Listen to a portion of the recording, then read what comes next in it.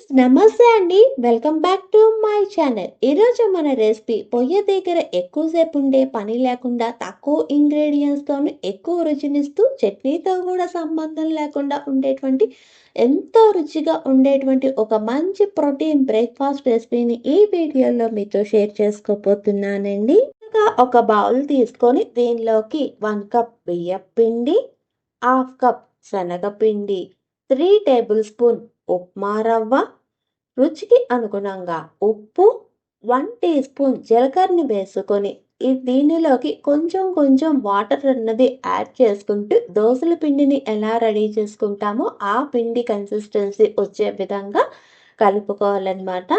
ఇలా కలుపుకున్న తర్వాత దీనిలోకి హాఫ్ టీ స్పూన్ పసుపును కూడా వేసుకొని ఒక్కసారి బాగా కలిసేటట్టు కలుపుకొని మూత పెట్టుకొని ఒక్క 10 నిమిషాలు పక్కన పెట్టుకుందాము.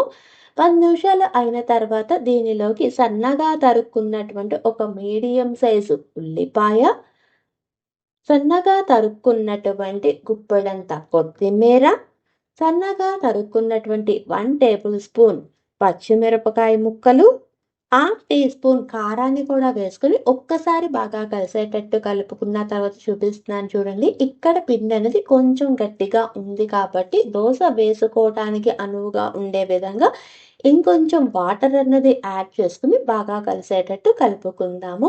పొయ్యి వెలిగించి పాన్ పెట్టుకుని పాన్ అన్నది బాగా వేడెక్కిన తర్వాత 2 గరిటెల పిండిని వేసుకొని స్ప్రెడ్ చేసుకుని దోశలాగా వేసుకోవాలన్నమాట. అయితే ఇక్కడ ఫ్లేమ్ అనేది మాత్రం పూర్తిగా లో ఫ్లేమ్లోనే పెట్టుకుని ఈ దోశని వేపుకోవాలి.